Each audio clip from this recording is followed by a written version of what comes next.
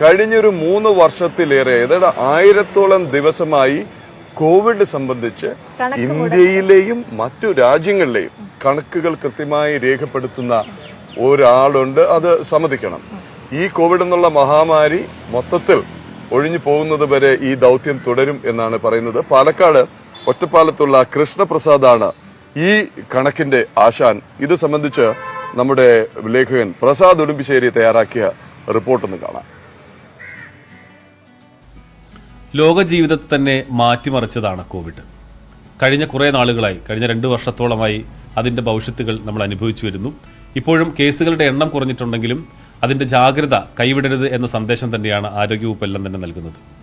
നമ്മൾ പരിചയപ്പെടുന്നത് കഴിഞ്ഞ 1000 ദിവസത്തോളമായി കേരളത്തിൽ ആദ്യമായി കോവിഡ് സ്ഥിരീകരിച്ചതിന് ശേഷം പിന്നെയുള്ള ഈ ദിവസങ്ങളിലെല്ലാം രാജ്യത്തെയും സംസ്ഥാനത്തെയും അന്തർദേശീയ തലത്തിലുമെല്ലാം അതിൻ്റെ കോവിഡ് കണക്കുകൾ കൃത്യമായി സൂക്ഷിക്കുകയും എല്ലാം തന്നെ ചെയ്യുന്ന ഒരാളെയാണ് നമ്മൾ പരിചയപ്പെടുന്നത്. പഴമ്പാലക്കോട് കമ്മ്യൂണിറ്റി ഹെൽത്ത് സെൻ്ററിലെ ക്ലർക്കായ കൃഷ്ണപ്രസാദ്. കുറേ കാലമായി ഈ കോവിഡ് കേസുകളുമായി ബന്ധപ്പെട്ട കാര്യങ്ങൾ താങ്കൾ ചെയ്യുന്നുണ്ട്.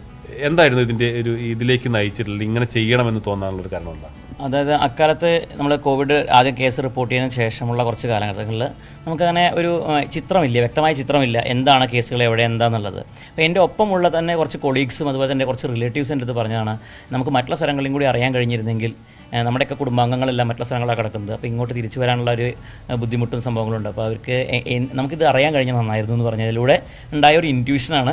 ഞാൻ പിന്നെ സെർച്ച് ചെയ്തു പല ഭാഗങ്ങളിൽ, ഓരോ പോർട്ടലുകൾ കണ്ടെത്തി ഓരോ സംസ്ഥാനങ്ങളുടെ ആയിട്ട്. അപ്പോൾ എനിക്ക് മനസ്സിലായി ഡാറ്റ സ്കാറ്റേർഡ് ആണ്, ഡാറ്റ എല്ലായിടത്തും ഉണ്ട്. പക്ഷേ സ്കാറ്റർ ചെയ്തതിനെ ഒരു കൺസോൾട്ടേറ്റ് ചെയ്യാനുള്ള ഒരാളില്ലാത്തതോ അല്ലെങ്കിൽ കൺസോൾട്ടേറ്റ് ചെയ്യാൻ ഉള്ള സൗകര്യമില്ലായ്മയോ ആയിരിക്കാം ഇതിങ്ങനെ ആൾക്കാർക്ക് കിട്ടാത്തത്. അപ്പോൾ എന്തുകൊണ്ടത് ചെയ്തു? ഒരു സോഷ്യൽ കമ്മിറ്റ്മെൻറ്റ്, ഞാനൊരു ഗവൺമെൻറ് എംപ്ലോയി ആണ്. അപ്പോൾ ഒരു ആസ് എ സോഷ്യൽ സർവൻറ്റ് എനിക്ക് ഒരു ഉത്തരവാദിത്തമുണ്ട്. ആ ഉത്തരവാദിത്തം ചെയ്യാൻ പറ്റുമായിരിക്കും എന്ന രീതിയിൽ ഞാൻ തുടങ്ങിയതാണ്. എൻ്റെ അപ്പത്തെ ചിന്തയിൽ ഒരു 10-50 ദിവസം 60 ദിവസത്തിനുള്ളിൽ പരിപാടി കഴിയും എന്നാണ് വിചാരിച്ചത്. പക്ഷേ ഇത് അവിടെ നിന്ന് അങ്ങോട്ട് തുടരുകയും പിന്നെ അവിടെ നിന്ന് അങ്ങോട്ട് അത് ഒരു പ്രത്യേക ടേണിംഗ് പോയിന്റിലെത്തുമ്പോൾ അവിടെ നിന്ന് കൂടുതൽ മാധ്യമ ശ്രദ്ധ കിട്ടുന്നു, അല്ലെങ്കിൽ വിദഗ്ധർ നോക്കുന്നു, അങ്ങനെ ഒരു പ്രത്യേക പേജായി മാറുന്നു. പിന്നെ ഞാനത് തുടക്കം വാട്സാപ്പിലായിരുന്നെങ്കിലും പിന്നെ ഫേസ്ബുക്കിലേക്കും പിന്നെ ട്വിറ്ററിലേക്കും വന്നു. ട്വിറ്ററിലേക്ക് എത്തിയപ്പോൾ പിന്നെ അങ്ങനെ ഒരു ആഗോള ശ്രദ്ധ കിട്ടാൻ ഒരു കൗതുകത്തിന് തുടങ്ങിയിട്ട് പിന്നെ ഇത് ഗൗരവമായി മാറുകയാണോ ചെയ്തത്? തീർച്ചയായിട്ടും ഗൗരവമായി മാറുക. കാരണം കൗതുകത്തിൽ തുടങ്ങുമ്പോൾ അപ്പം ഞാൻ എൻ്റെ ഒപ്പമുള്ള ആൾക്കാരെ കുറിച്ച് മാത്രമേ ചിന്തിച്ചിരുന്നുള്ളൂ. പിന്നെ പിൽക്കാലത്ത് എനിക്ക് തോന്നി ഇതൊരു ഒരാളെൻ്റെ അടുത്ത് പറഞ്ഞു നമ്പർ ഇടുകയാണെങ്കിൽ നന്നായിരുന്നു എന്ന്. അങ്ങനെ നമ്പർ ഇടാതെ 2000 അപ്ഡേറ്റ് ചെയ്തു. അപ്പോൾ നമ്പർ ഇട്ടിട്ട് 18,000-ഓളം അപ്ഡേറ്റും ചെയ്തു. അപ്പോൾ അങ്ങനെ ഫേസ്ബുക്കിലും വാട്സാപ്പിലായിട്ട് കുറേ കാലവും 2ാം വേവ് തുടങ്ങിയിട്ട് ട്വിറ്ററിൽ ഇട്ട് തുടങ്ങി. അങ്ങനെ ഒരു ഇതുമായി ബന്ധപ്പെട്ടൊരു മീഡിയമായി മാറാൻ ഞാൻ പരമാവധി ശ്രമിച്ചിരുന്നു. കാരണം ജനങ്ങൾക്ക് ഈസി ആയിട്ട് മനസ്സിലാക്കാവുന്ന രീതിയിൽ ആക്സസബിൾ ആയിട്ടുള്ള ഡാറ്റയാണ് കൊടുത്തിരുന്നത്. ഒരുപാട് ജാർഗൺസോ അല്ലെങ്കിൽ മറ്റേ ഗ്രാഫിക്കൽ റെപ്രസെൻറ്റേഷൻ കൂടുതൽ കൊടുത്തിട്ടോ അല്ല ചെയ്തിട്ടുള്ളത്. പരമാവധി ഷീറ്റ്സ് ഉപയോഗിച്ചിട്ടാണ് ചെയ്തിട്ടുള്ളത്. അപ്പോൾ ആൾക്കാർക്ക് പെട്ടെന്ന് മനസ്സിലാക്കാനും കാര്യങ്ങളും, അതുപോലെ വീഡിയോസ് ഒരു 130ഓളം വീഡിയോ ഒരു അവയർനെസ് ആയിട്ട് ചെയ്തിട്ടുണ്ടായിരുന്നു. അപ്പോൾ ഇതൊക്കെ കുറേ കഴിഞ്ഞപ്പോൾ പിന്നെ മാധ്യമങ്ങൾ ശ്രദ്ധിക്കാൻ തുടങ്ങി. പിന്നെ കുറച്ച് കഴിഞ്ഞപ്പോൾ അതിൻ്റേതായിട്ടുള്ള റിവാർഡ്സ് പിന്നാലെ വരുമല്ലോ, അങ്ങനെ കുറേ നമുക്ക് ലഭിച്ചിട്ടുണ്ട്. ഇപ്പോൾ 1000 ദിവസം കഴിഞ്ഞു അല്ലേ? ഇപ്പോഴത്തെ ഒരു സ്റ്റാറ്റസ് എന്താണ് നമ്മുടെ സംസ്ഥാനത്തെ അതോടൊപ്പം രാജ്യത്തിൻ്റെയും അന്തർദേശീയ തലത്തിലുള്ള ഒരു സ്റ്റാറ്റസ് എന്ന് പറയുന്നത് എന്താണ്? തീർച്ചയായിട്ടും ഇപ്പോൾ കേസുകൾ വർദ്ധിക്കുമെന്ന രീതിയിൽ തന്നെ നമുക്ക് കേന്ദ്ര ആരോഗ്യ മന്ത്രാലയത്തിൻ്റെ ഒരു അറിയിപ്പ് ഉണ്ടായിരുന്നു. അതുമായി ബന്ധപ്പെട്ട് സംസ്ഥാനങ്ങളെല്ലാം ശ്രദ്ധ കേന്ദ്രീകരിക്കുന്നുണ്ട്. ഇപ്പോൾ ഫെസ്റ്റിവിറ്റീസൊക്കെ നടക്കുന്ന സമയമാണ്, ക്രിസ്മസ് കഴിഞ്ഞു, ന്യൂ ഇയർ ആണ്. അപ്പോൾ പിന്നെ വെച്ചാൽ ആൾക്കാരെല്ലാം ഒരു 95% ആൾക്കാരും ഓപ്പണാണ്, അവർ പുറത്ത് നടക്കുന്നു. അപ്പോൾ ഈ പറഞ്ഞ തന്നെ മ്യൂട്ടേഷൻസ് ഉണ്ടാവാനുള്ള ചാൻസ് കൂടുതലാണ്. അപ്പോൾ പക്ഷേ ഇപ്പോൾ എന്താ വെച്ചാൽ ഈ ഒമിക്രോണിൻ്റെ BF7 ആണെങ്കിലും XBB ആണെങ്കിലും ഒക്കെ ഒമിക്രോണിൻ്റെ ഒരു സബ് ലിനേജസാണ്, അതിൻ്റെ തന്നെ ഘടകങ്ങളാണ്. അപ്പോൾ അതിൽ നിന്നുണ്ടാകുന്ന ഉപവിഭാഗങ്ങളായതിനാൽ നമുക്ക് ഓൾറെഡി നമ്മളുടെ വാക്സിനേഷൻ 2 അല്ലെങ്കിൽ 3 എടുത്തതിൻ്റെ ഇമ്മ്യൂണിറ്റിയും പ്ലസ് നമുക്ക് എല്ലാവർക്കും കഴിഞ്ഞ ഡിസംബർ ജനുവരി മാസങ്ങളിൽ അസുഖം വന്നിട്ടുണ്ട്. അപ്പോൾ അതുമായി ബന്ധപ്പെട്ടുള്ളൊരു ഇമ്മ്യൂണിറ്റി, അങ്ങനെ ഹൈബ്രിഡ് ഇമ്മ്യൂണിറ്റി നമ്മളിലുള്ളത് കാരണം നമുക്ക് ഇതേ വേരിയൻറ്റുകൾ ഉണ്ടാക്കുന്ന പ്രശ്നങ്ങൾ വലിയ തോതിൽ നമ്മളെ ബാധിക്കാതെ പോകുന്നുണ്ട്. അപ്പോൾ അതുകൊണ്ടാണ് ഇന്നിപ്പോൾ നമുക്ക് നോക്കിയറിയാൻ 2021 നമ്മൾ ഒപ്പം ഉണ്ടായിരുന്ന ആൾക്കാരിൽ എത്രയോ പേര് മരണപ്പെട്ടിട്ടുണ്ട് നമ്മുടെ ചുറ്റുവട്ടങ്ങളിലെല്ലാം. പക്ഷേ 2022 കടന്ന സമയത്ത് ഒമിക്രോണിന് ശേഷമുള്ള കാലഘട്ടങ്ങളിൽ ആ ഒരു അവസ്ഥ എനിക്ക് ഹോസ്പിറ്റലുകളിൽ നിറഞ്ഞു കഴിയുന്ന അവസ്ഥ ഉള്ള പീരീഡിൽ കുറച്ചും കൂടി നല്ലൊരു ഇമ്മ്യൂണിറ്റി നമുക്കിപ്പോൾ കിട്ടിയിട്ടുണ്ടെന്ന് തോന്നുന്നു. പക്ഷേ ഇതൊരിക്കലും പുതിയൊരു വേരിയൻറ്റ് വരികയാണെന്നുണ്ടെങ്കിൽ പ്രതിരോധിക്കാൻ കഴിയുമോ എന്നുള്ളത് ഈ പഠനങ്ങളും കാര്യങ്ങളും തീരുമാനിക്കേണ്ടതാണ്. പുതിയ വേരിയൻറ്റ് വരില്ല എന്ന് പറയാൻ കഴിയില്ല. ഇപ്പോൾ ചൈനയിൽ വീണ്ടും റിപ്പോർട്ട് ചെയ്യപ്പെട്ട് എണ്ണം കൂടി വരുന്നു എന്ന് പറയുന്നു. അപ്പം നമ്മൾ ഒരു വിലയിരുത്തുമ്പം ഈ അന്തർദേശീയ തലത്തിലും നോക്കുമ്പോൾ എങ്ങനെയാണ് ഈ വീണ്ടും നമ്മളെല്ലാം ആളുകൾ പേടിക്കുന്നുണ്ട് ഇനിയൊരു ലോക്ക്ഡൗൺ വരുമോ എന്നുള്ളത്. അങ്ങനെ തോന്നുന്നുണ്ടോ? എന്താണ്? ഇല്ല, ഇപ്പോഴത്തെ അവസ്ഥയിൽ ഞാനത് വിശ്വസിക്കുന്നില്ല. കാരണം എന്താ വെച്ചാൽ ചൈനയുടെ പ്രധാന ഇഷ്യൂ എന്ന് വെച്ചാൽ ചൈന ഭയങ്കര സ്ട്രിഞ്ചൻറ്റ് മെഷേഴ്സ് ആയിരുന്നു അവർ എടുത്തിരുന്നത്. അവർ ഈ എല്ലായിടത്തും സീറോ കോവിഡ് പോളിസി കാരണം എല്ലായിടത്തും ലോക്ക് ചെയ്തിട്ടുള്ളൊരു സിസ്റ്റമായിരുന്നു കൊണ്ടുവന്നിരുന്നത്. അപ്പോൾ ഇപ്പോൾ നമുക്ക് അങ്ങനല്ല, നമ്മളുടെ അങ്ങനത്തെ അവസ്ഥയല്ല അവിടെ നിലനിൽക്കുന്നത്. നമ്മൾ ആ സമയത്ത് ഒമിക്രോണിൻ്റെ കഴിഞ്ഞപ്പോൾ തന്നെ നമ്മൾ ഓപ്പൺ ആയിരുന്നു. അപ്പോൾ ഈ നമ്മൾ ഒരുവിധം ജനസാഗരത്തിനും ഈ അസുഖം വന്നു കഴിഞ്ഞാണ് ഓൾറെഡി. ചൈനയിൽ അങ്ങനെയല്ല, ചൈനയിൽ കുറച്ച് പേരൊക്കെ വന്നുള്ളൂ. ചൈനയിൽ ആക്ച്വലി ഒമിക്രോൺ വേവാണ് ഇപ്പോൾ നടന്നുകൊണ്ടിരിക്കുന്നത്. ഒമിക്രോണിൻ്റെ വ്യത്യസ്ത വാരിയൻസുകൾ ഇങ്ങനെ കടന്ന് അവിടെ എല്ലാവർക്കും അസുഖം വരുത്തിക്കൊണ്ടിരിക്കുന്നു. അതുതന്നെ ആയിരിക്കാം ഈ മരണത്തിലേക്ക് ഇതാക്കുന്നത്. അതുപോലെ തന്നെ ഒരു 4 കോടി പേര് ഏജ്ഡ് പോപ്പുലേഷൻ അവിടെ വാക്സിനേറ്റഡ് അല്ല. ഈ വാക്സിനേറ്റഡ് അല്ലാത്ത ഏജ്ഡ് പോപ്പുലേഷനിലും ഇത് ഭയങ്കരമായിട്ട് ഇൻഫെക്റ്റ് ചെയ്യുന്നുണ്ടാവും. നമുക്ക് അവരുടെ ടോട്ടൽ പോപ്പുലേഷൻ നോക്കുന്ന സമയത്ത് ഒരു 3.5% 4% കാണുന്നുള്ളൂ എങ്കിലും പക്ഷേ 4 കോടിയാണല്ലോ ഒരു വലിയ. അപ്പോൾ അത്തരത്തിൽ ചൈനയിൽ ആ ഇഷ്യൂണ് ഇപ്പോൾ നടന്നുകൊണ്ടിരിക്കുന്നത്.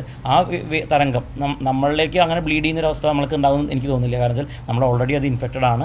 നമുക്കിപ്പോഴും അസുഖങ്ങൾ പലതും വരുന്നതിൻ്റെ കാരണം തന്നെയാണ്. പക്ഷേ നമ്മൾ അതിനൊക്കെ റിക്കവർ ആവാനുള്ള കാരണം ഈ ഒരു ഹൈബ്രിഡ് ഇമ്മ്യൂണിറ്റിയാണ്. ഈ നമ്മുടെ ഒരു സംസ്ഥാനത്തിൻ്റെ ഒരു സ്റ്റാറ്റസ് എങ്ങനെയാണ്? കൂടി വരികയാണോ അതോ ചെറുതായിട്ടൊക്കെ കൂടുന്നുണ്ടെന്ന് മാത്രമേ ഉള്ളൂ. പിന്നെ അവധി ദിവസങ്ങളിൽ കേസ് കുറച്ച് കുറയും. പക്ഷേ വലിയ തോതിൽ 3 അക്ക സംഖ്യയിലേക്ക് ഇതുവരെ കടന്നിട്ടില്ല. ഇപ്പോഴും ആ ഒരു 80, 85, 86 അല്ലെങ്കിൽ 50ൻ്റെയും 80ൻ്റെയും ഇടയിലുള്ള കടന്നിട്ടുള്ള നമ്പറുകളാണ് ഇപ്പോൾ ഉള്ളൂ. സംസ്ഥാനം അടുത്തൊരു ദിവസം നമ്മുടെ മുഖ്യമന്ത്രി തന്നെ പറയുന്നുണ്ടായിരുന്നു 7000-ഓളം ടെസ്റ്റുകൾ നടത്തുന്നുണ്ടെന്നുള്ളത്. ഇപ്പോൾ 7000 ടെസ്റ്റ് നോക്കുമ്പോൾ നമുക്ക് TPR ഇപ്പോൾ കണക്കാക്കേണ്ട ആവശ്യമില്ല. കാരണം TPR 1.something വരുന്നുള്ളൂ. TPR അല്ല ആക്ച്വലി ഒരു ഇൻഡിക്കേറ്റർ എന്ന് പറയുന്നത്. നമുക്ക് അസുഖം ബാധിച്ച് എത്ര പേര് ഹോസ്പിറ്റലൈസ്ഡ് ആവുന്നു, ആ ഹോസ്പിറ്റലൈസ്ഡ് ആവുന്ന സമയത്ത് അവർക്ക് എത്ര പേർക്ക് പ്രശ്നങ്ങൾ ഉണ്ടാവും, ക്രിട്ടിക്കാലിറ്റീസ് ഉണ്ടാവും എന്നുള്ളത് തന്നെയാണ് ഏറ്റവും വലിയ ഒരു ഇൻഡിക്കേറ്റർ എന്നുള്ളത്. അത് നമ്മൾ നോക്കിയാൽ മതി. ഈ ഒരു സമയത്ത് ഈ ഡാറ്റ കളക്ട് ചെയ്യുന്നത് എങ്ങനെയാണ്? ഇപ്പം പലയിടത്തും പണ്ട് എല്ലായിടത്തും വ്യാപകമായി കിട്ടിയിരുന്നു, പക്ഷേ ഇപ്പോൾ അത്രത്തോളം കിട്ടുന്നില്ലല്ലോ. അപ്പോൾ എങ്ങനെയാണ് നിങ്ങളിത് എങ്ങനെയാണ്? അല്ല, ഇപ്പോഴും നമുക്ക് ഈ പറഞ്ഞ കൊളാബറേറ്റീവായിട്ട് നമ്മൾ ചെയ്യുന്നുണ്ട്. പല മറ്റേ മാധ്യമങ്ങൾ ഇപ്പോൾ നമുക്കറിയാം, പണ്ട് നമുക്ക് അറിഞ്ഞിരുന്നില്ല എവിടുന്ന് എന്താ കിട്ടുക എന്നുള്ളത്.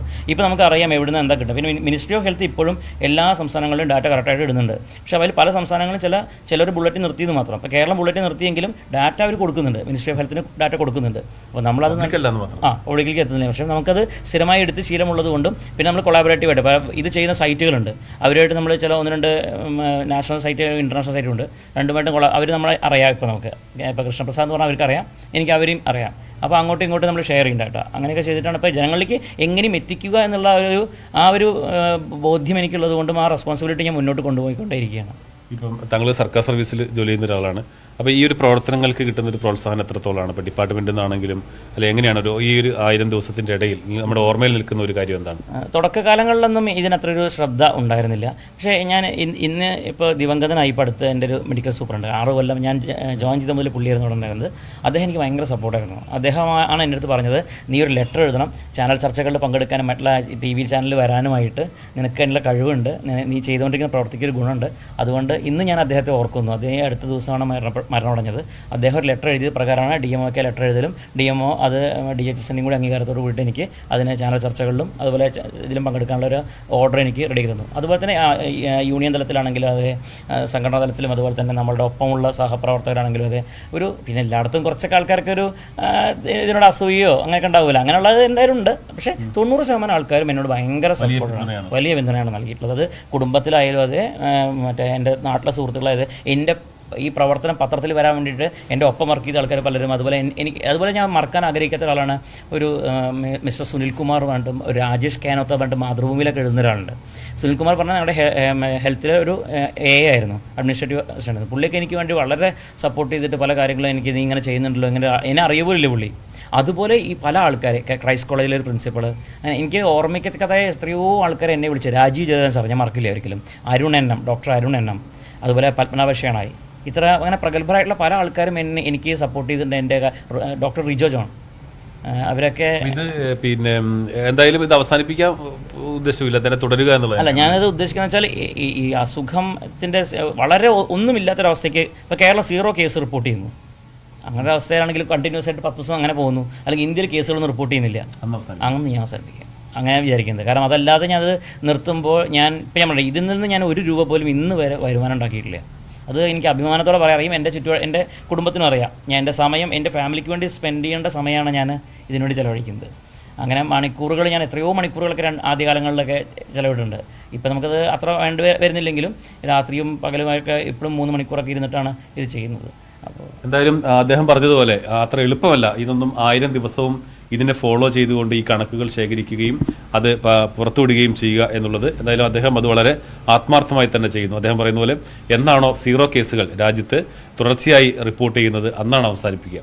നമുക്ക് ആശംസിക്കാം. കാരണം എത്രയും വേഗത്തിൽ തന്നെ ആ അദ്ദേഹത്തിൻ്റെ ആഗ്രഹം പോലെ 0 കേസുകൾ നമ്മുടെ രാജ്യത്ത് തുടർച്ചയായി ഉണ്ടാകട്ടെ. അതിനുവേണ്ടി ഉള്ള പ്രയത്നത്തിലാണ് സർക്കാരെല്ലാം. ക്യാമറാമാൻ പ്രജിത് കോങ്ങാടിയോടൊപ്പം പ്രസാദ് മിശ്ശേരി, ന്യൂസ് 18.